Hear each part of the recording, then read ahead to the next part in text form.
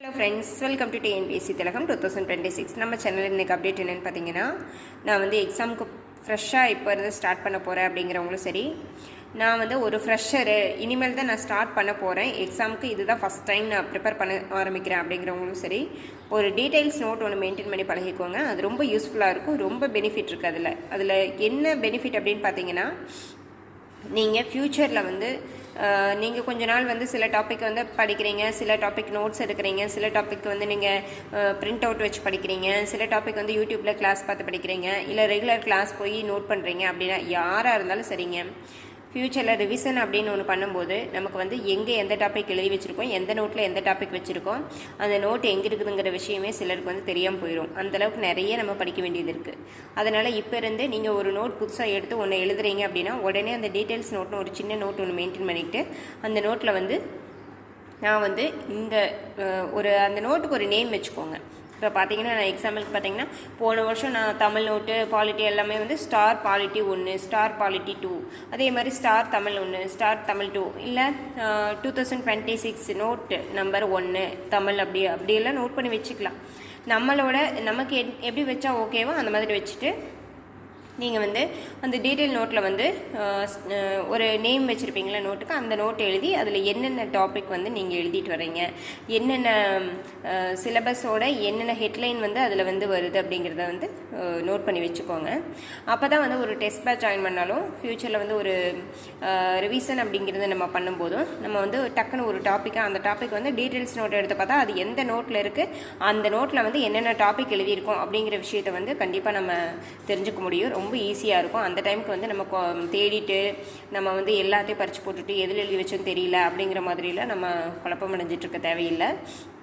அதுக்காகத்தான் இந்த video.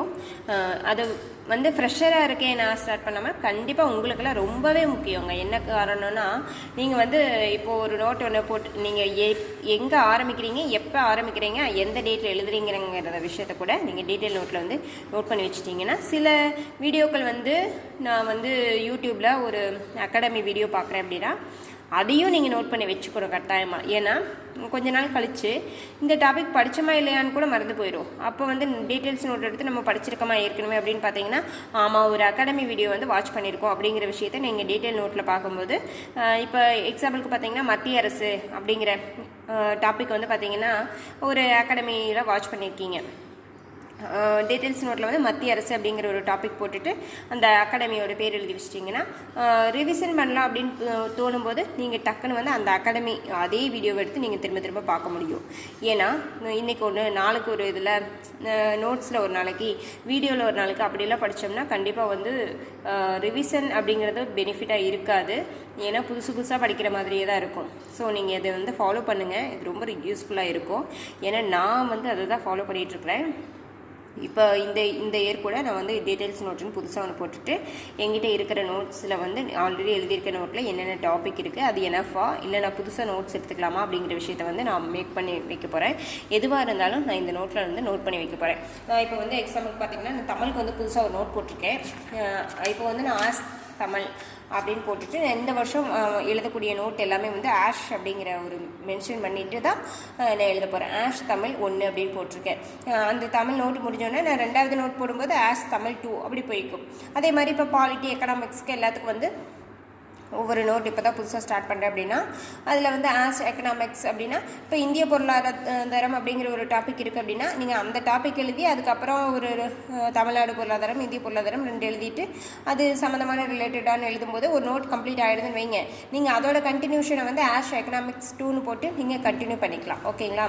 Maximum வந்து தமிழுக்கு என்ன சப்ஜெக்ட்னாலும் நீங்கள் தனித்தனியாக நோட் போட்டுக்க பாருங்கள்.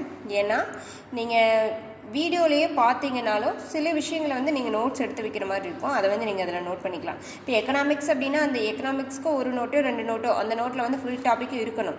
நீங்கள் ஃபுல்லாக நோட்ஸ் எடுக்க முடியலனா கூட நீங்கள் இல்லை ஒரு வீடியோவே பார்த்து நீங்கள் ஃபாலோ பண்ணியிருக்கீங்க அப்படின்னா கூட அதையும் அந்த டீட்டெயில் நோட்டில் மென்ஷன் பண்ணி வச்சிங்க அப்படின்னா தான் கண்டிப்பாக வந்து அது நமக்கு யூஸ்ஃபுல்லாக இருக்கும். இல்லைன்னா நம்ம பார்த்தது வந்து கொஞ்ச நாள் கழித்து நிறைய ப்ரிப்பரேஷனில் நிறைய டாபிக்ஸ் வந்து நம்ம படிச்சுட்டு போயிட்டு இருக்கும்போது நம்ம என்ன படித்தோம், எங்கே படித்தோம், அது எதில் எழுதி வச்சுருக்கோம், எந்த நோட்டில் கம்ப்ளீட் பண்ணிட்டோமா இல்லையாங்கிற விஷயமே வந்து நமக்கு தெரியாமல் போயிடும். அதனால் இதை வந்து ஃபாலோ பண்ணுங்கள், கண்டிப்பாக வந்து யூஸ்ஃபுல்லாக இருக்கும். யூஸ் பண்ணி பாருங்கள்.